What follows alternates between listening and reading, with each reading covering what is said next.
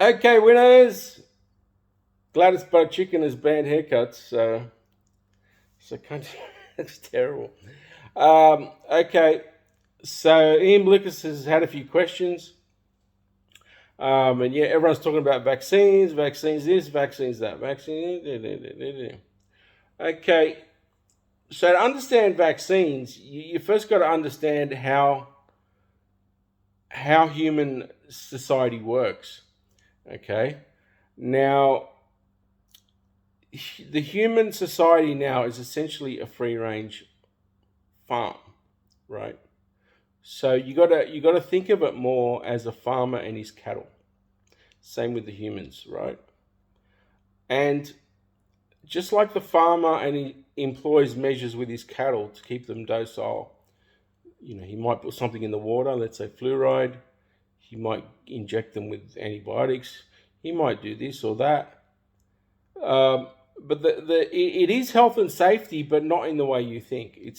It's health and safety because without these measures, the livestock, the human livestock, wouldn't be manageable. So everyone thinks, oh, the Illuminati, or we'll call them Illuminati for now. Everyone thinks these Illuminati are evil people.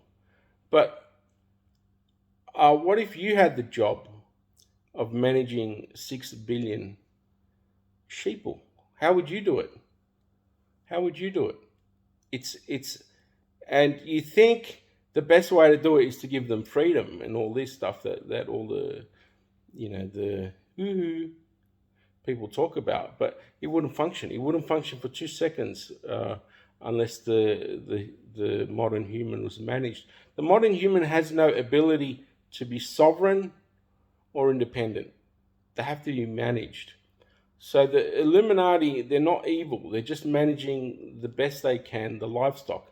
And if you notice, they're actually very humane and giving it's entirely consent based. So people want to blame, they call them evil and such. I guarantee if they had their job, they wouldn't be doing it as well. It's a difficult job.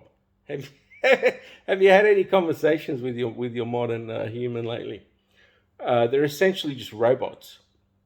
Okay, so around the turn of the century, there was like maybe one or two vaccines because the societies weren't that big yet. But as we get to today, there might be like 70 or 80 vaccines in the young person's lifetime. So these are essentially livestock management tools. They've got nothing to do with the virus. If you think that, then you need to go away and do some do some unofficial study. Okay, so the purpose of the vaccines, the purpose of fluoride in the water, the purpose of the government education, the purpose of the media. What are all these things doing? Right? They're programming and breeding the right type of human, the human that's manageable, the human that's docile, the human that's autistic, the human that's this. So the vaccines and the fluoride and all this stuff, it's really no different to what the TV is doing or the government education is doing. It's designed to produce a specific type of human that's easy to manage in large numbers, right? So as we see, I think the number of vaccines went up from like 3 to 80 or something in the last 20, 30 years. And the number of autoimmune diseases went up by like 400 in the same time. So you can believe me or not, it's not my job to convince you. Go away, do some study on what the Spanish flu actually was. That was vaccines. Do some study on what polio was. It was pesticides like DDT. So the vaccine program throughout the world is a livestock management tool. It's got zero to do with viruses. But they cured polio. They cured. Go look at the proper history of those things. You'll see the vaccines had nothing to do with that. Okay, so livestock management tools, and people they just got to get rid of this idea in their head that the people at the top are evil. The people at the top are not evil. They're doing the best job they can to manage a bunch of idiots. Sorry. Like, I was in the supermarket the other day. There's people needs management. Like, there's no other way the Illuminati can do it. They're actually doing it in the most humane way possible. So they're not evil. The livestock has to be managed. If they weren't managed, society would fall apart. It wouldn't work. The modern human has no ability to be sovereign or independent. They lost that ability a while ago. So they've got to be. They're really no different to farm animals these days. Okay, so that's the vaccine. It's a livestock management tool, and as the farm gets more and more big, more and more dense, they need to employ more and more measures to keep the cattle docile. Okay, so that's pretty much it. What other questions did Ian Blickers have? So the other big question is, how can all the doctors be wrong? Okay, so this is.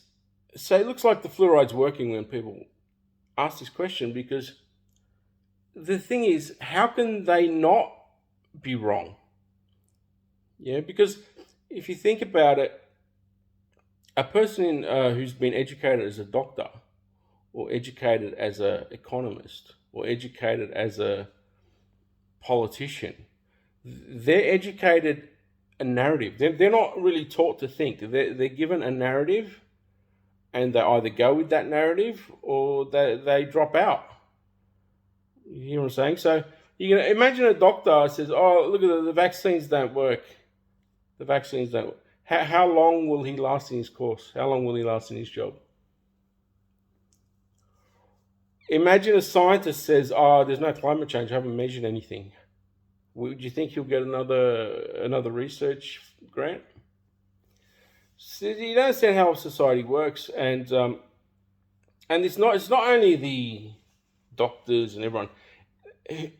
Whoever pays the person, wherever their check comes from, that's what they're going to produce. And it's not like they're bad or anything. It's just humans run on incentives. There's a very rare type of human that doesn't run on incentives, because then he'll be out of a job, out of a career, whatever else. It's too expensive to not follow the narrative.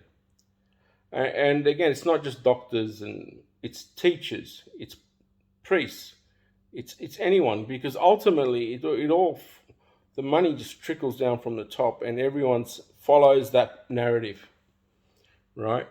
So the one in economics, there's some real obvious ones in economics. When no one knows where inflation comes from. It's very simple, but they must follow a narrative, so they must avoid blaming the government. It's like, immigration is great for the economy. Like, you get some professors that immigration will boost GDP, yeah. But is it great for is it great for your GDP per capita? No, the standard of living goes down with immigration, not up. So what we see here is, if people are part of the apparatus, invariably they're going to be wrong about basic things, because they can't change error. Like, they can't fix errors. They basically can't. If you see an error, you can't fix it. Like, say, like me, I'm constantly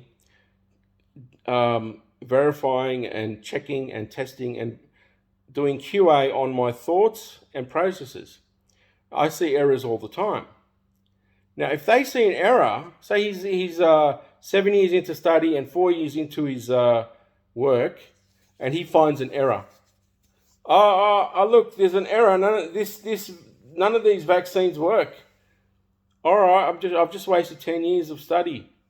They're not going to do that. Even subconsciously, they're not going to do it. Their subconscious blocks out that information because it's too expensive. The human mind works on regulating information. If an information is too expensive, you just block it out. So that's how it works. So I'm not saying everything they say is wrong, but the bulk of what they say is wrong, because it is what it is. They don't serve truth. They serve the apparatus and whoever's paying them. And that's not a bad thing. It's just humans run on incentives. Okay. All right. Let me know if you have any more questions for Ian Blickus. The Sydney lockdown, yeah, it's pretty interesting. It's interesting to see how, like, everyone wants to blame the government. The government's not doing this. It's the problem. It has always been who obeys instructions. The problem's never been who gives instructions. The deep state is the people. And the thing is, society, I don't think society can work any other way. Unless you have a high obedience factor, I don't think it could work. So it's like a catch-22 situation. You just got to manage the sheep all around you. All right, you have any more questions for Ian Blickus, let me know.